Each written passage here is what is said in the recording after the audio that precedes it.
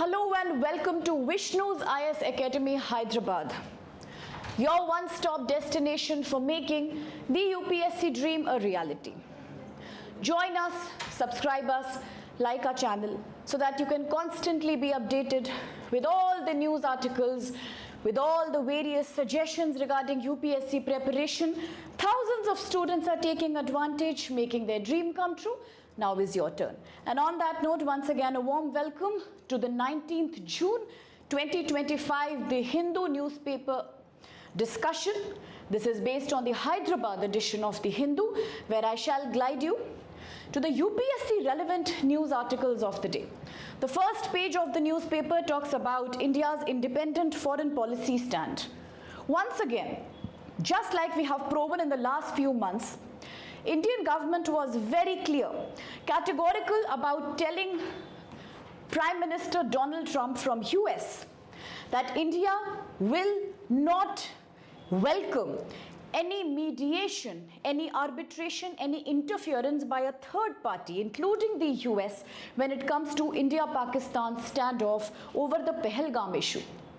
Remember that the US, time and again, despite favoring India's decision to protect itself, remember back when the Pahalgam attack had happened, India launched the Operation Sindoor.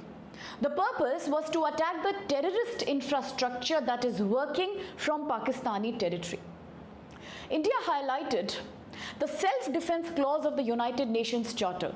It said that we are invoking Article 51 of the UN Charter, which says a country can take a military action for self-defense in case it is experiencing terrorism or insurgency by either a country or by NSA, non-state actors. Non-state actors are not terror groups which come from a country. They do not have a citizenship, but despite that, many countries give space and shelter to NSAs like Pakistan here.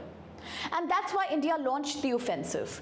Weeks after the offensive, the US government was clear that yes, it supports India in doing its counter-terrorism activities. However, today, once again, there is a twist in the US policy towards India, where US government is not only inviting Pakistan chiefs for elaborate lunches and parties, but also they seem to be calling Pakistan a partner. There is a hidden agenda, of course, US interest in Afghanistan. The fact that US views Pakistan as a good ally in taking care of the entire northwestern frontier, that is the modern day Afghanistan.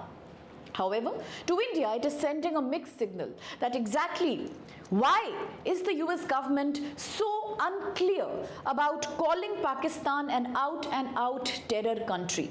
Having said that, Indian government also therefore said that we do not want and we do not accept any interference or mediation by United States when it comes to this particular issue. For India, it is a clear issue about not tolerating any terror. So, over a phone call that was exchanged between the leadership of the two countries, it was reported that India is still hoping that despite the fact that US is inviting and hosting General Asim Munir, the Army Chief Field Marshal of Pakistan, it is not something we have taken in a positive spirit, and yet India hopes that India will not accept mediation, but it does hope that US will continue to support and encourage our fight against terrorism. So this is a kind of standoff, a kind of freezing of the warm relations that India and US have maintained over these years. It's a complete change. If you talk about just previous 3 months and how both the countries were not only excited about quickly closing a trade deal from first week of July to also being each other's key partner when it comes to countering or counterbalancing China's monopoly or global terror. And yet today, this kind of a different stand by the US government seems to be keeping India in a rather confused spot. That's what the article is talking.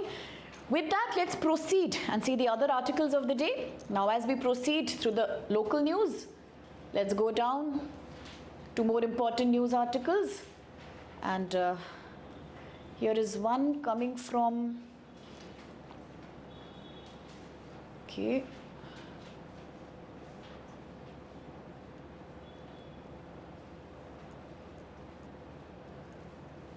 this is again state news. So we go down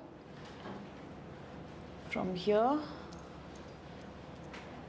Okay, so this is the main newspaper page, that's page number 8. This is the editorial page. Today, interestingly, there are 3 articles that we should look at briefly, because these are important for your exam, definitely. The first article, the main article, talks about India-US ties, something I was just talking about. Article says few months before, India and United States were in a beautiful partnership. It was smooth.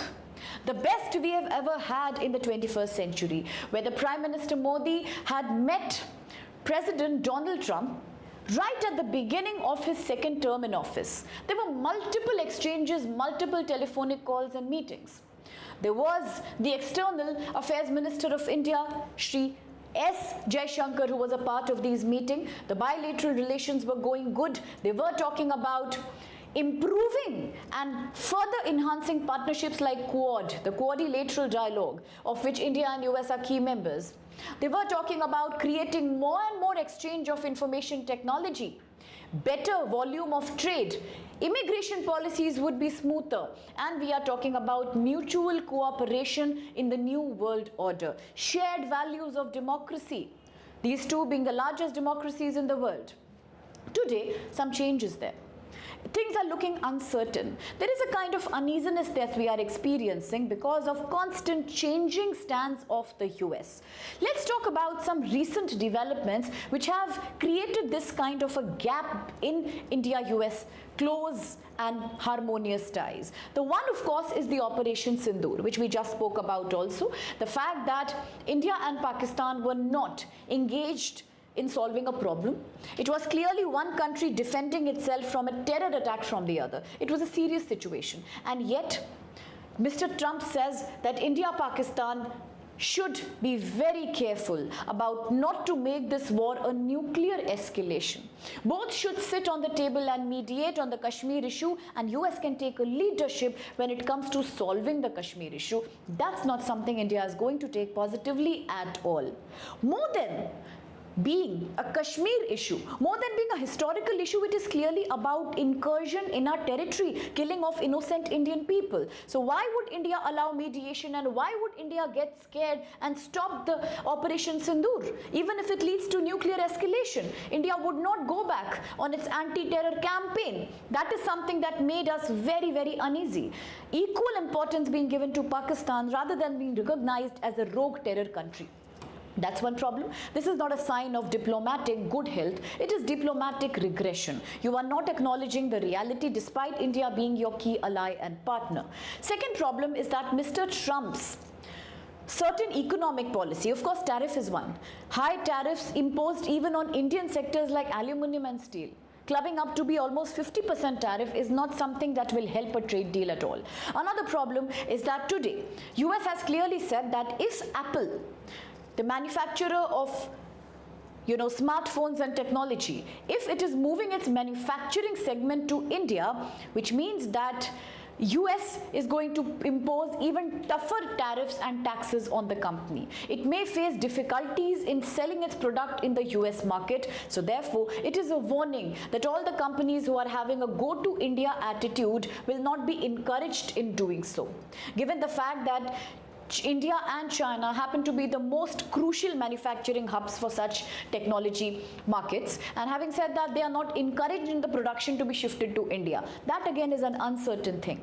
The third thing is about the visa. We all know that immigration, anti-immigration has been a key agenda of the president.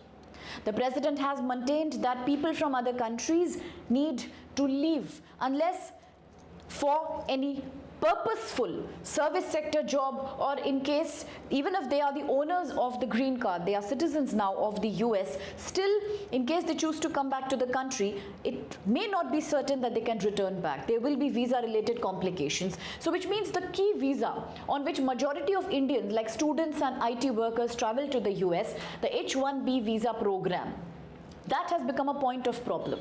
Today, as Indians are getting discouraged to migrate to the US, it is again a problem of unemployment that Indian IT workers could face. You know that US, especially San Francisco, is a hotbed of people who migrate from India's Silicon Valley, because all of them work for the information technology. Plus there are students who do research programs. So this clearly is not a very welcome approach when you discourage Indians from migrating there, given the history of migration has been so strong. The third thing that we do not understand is that US has been very warm towards Pakistan of late. As I said, Pakistan's military generals are being welcomed, which means that is this something we see as a threat to our own position with our relationship with the US? Given Pakistani's history of terrorism, this kind of warmth and support is not being able to, we can't understand that really properly. Now, another few reasons why a gap is coming between both India and US typically could be about Mr. Trump's very, very uncertain diplomatic policy. It's sometimes very confusing also. The thing is that US national security establishment, it still views Pakistan as a friend, as a partner when you talk about Afghanistan and combating Talibani terror. And yet the paradox is Pakistan continues to be the person or the country which is threatening us with terror attacks constantly. So this is something that is difficult to understand. Another problem is that India is also not right now being able to understand that whether these issues should be taken up on the G7 front, whether these issues should be openly highlighted like the H-1B visa regime or revaluation of the tariff structure of the US, or the fact that India should call out Pakistan for whatever has happened in the recent past. So these are causing uneasiness. So what should India do at the moment? So right now the question would be that we have to act with self-restraint. As per the article, a little bit self-control, a little bit understanding that we, rather than overreacting, should understand that sometimes deeper in relationships with countries matter more than short-term problems. Maybe US sudden warmth to Pakistan could be its own foreign policy interest.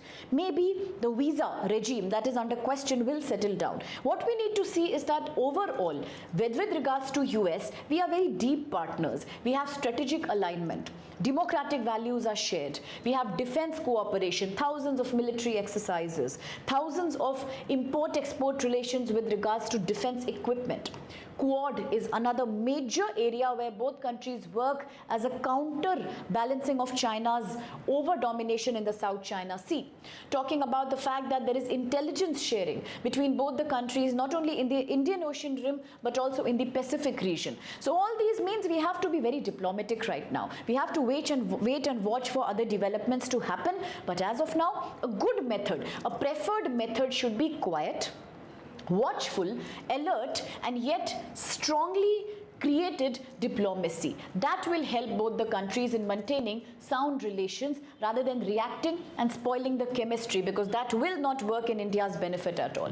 Having said that, the left hand side column talks about G7 and how it's proven now that it was a fail initiative. Why? Because nothing is being accomplished. When the initiative was about to start, there were so many plans that the countries will sit and talk about the future of Russia-Ukraine war, proper long-term mediation. We will talk about things like stopping Israel from further taking action into Iran, because Iran was ready to declare its nuclear assets. There were negotiations going on, 6 rounds were over, but sudden war has completely stopped that prospect. The continuous bombardment of the Gaza, these were certain things on the agenda. How are they acting as a disrupting force in global trade? Today we talk about the Strait of Hormuz. What if Iran blocks it? What will happen to the global oil supply? Oil exports are becoming unbelievably expensive. Supply chains are staggering across the world. Inflations are happening. People are dying. It is becoming difficult to coordinate with Indian citizens in the West Asia. But all these could not find a solution at all. The problem is that despite all these ambitious tasks, the G7 started on a very bad note. Canada was recently elected as the host of the summit. This is when Canada experienced a change in leadership. The government led by Mark Carney is a new one. It still has barely established when the summit happened. So many agendas were not prepared to be spoken about. US foreign trade policy regarding the high tariffs were also some things that were keeping other countries happy. There was no possible of any engagement anyway. Mr. Trump also suggested that G7 should become G9 by including Russia and China. Now, is this sending a good message to other partners of the US, including India? These again caused uneasiness. Similarly, US refused completely to sign a statement created by G7 members which said that Israel should be forced to stop the war, to de-escalate the war. They did not say that. Hence, there was a lack of agreement. Similarly, G7 was unable, it failed to create a joint statement about so many other important issues like different interpretations, different policies regarding AI usage, regarding critical mineral supply chains, regarding convincing China to not suddenly create supply shocks in the supply of rare earth metals, terrorism. These were some unaddressed realities of the summit. So today we are questioning about the usefulness of these top world leader summits, and that's what the article says. Similarly, there's one more article that's just below this one. It talks about the Finance Commission. Nothing new. We have spoken about the controversies of Finance Commission for a long time now. We know that now we are all ready to implement the recommendations of the 16th Finance Commission led by the chairman Arvind Panagaria. Lot of hopes are being pinned to this commission. Why? Because until the time of 15th Finance Commissions, states are unhappy. Particularly the South Indian states are very unhappy. They perceive two problems. One problem is with regards to vertical devolution, other is with regards to horizontal devolution. Let's understand that Finance Commission is that body which is responsible for sharing, allocating financial shares between states in India. But the process that it follows is two-way. One is called the vertical devolution, one is the horizontal devolution. Devolution means distributing of money. Horizontal means how is money distributed between different states. For example, how much should Kerala receive, how much to go to West Bengal, and so on. Vertical devolution means out of the total funding that the central government has, how much of that funding will be given to states and how much will be kept with the center. So these are both areas where states have shown unhappiness. Why? Let me first show you the unhappiness with vertical devolution, then quickly we will talk about the problems of horizontal devolution. Talking about vertical devolution, this time also, the Finance Commission is facing the challenge that states are complaining that we receive very less component of the entire fund that the central government collects over a period of year, over one financial year. They say that 22 out of 28 states which are as of now led by the BJP, the ruling government, they are asking for a higher share. They are saying we want 50%. That's a legitimate demand they are making, not 41% like last time. Similarly, union government, instead of supporting this claim, has further acted by reducing the amount of vertical devolution. It says rather than give you a hike, like many states together are asking for about 18.5% and more from the fund that is there with the government at the center. Government is saying we are not ready to give you that. Because out of the total revenue that the central government has, which is called as the gross tax revenue, government says we will give you much lesser now because we will keep more in our pockets, in our funding, through increasing two factors called non-shareable cesses. Cesses are like taxes. Non-shareable means they cannot be shared with states, they can only be used by the center. Similarly, certain other fines like surcharges. The central government has increased the component of these two taxes, which means it will be with the center now. That money will not be given as vertical devolution to the states. This is upsetting the states. They feel this is arbitrary. Every now and then government keeps increasing. Last time it was 31% in 2021. In the 23-24 period it was increased to 35%. The government is swelling up its share rather than giving it as devolution from top to bottom. No vertical devolution is increasing. Then after the GST, these problems have become more serious because states are saying with GST, as we collect GST, we have seen that the amount of money that should have increased for the states as a part of GST collection also did not happen. So therefore, they do not get the kind of money they need for getting their basic work done. Their dependence on the center is increasing every single year. Kerala is one state that has constantly made this claim. It is very unhappy with the poor share that it is getting. So today states are saying that, especially as I said, progressive industrialized south states, they are very unhappy. This is the vertical devolution problem, that you are giving us less money than what you have. Let's talk about horizontal devolution. Now, out of the total amount that will be distributed among the states, out of this amount which is subject to vertical devolution, which will be given to other states, states are complaining that how are you distributing the share of that tax between us?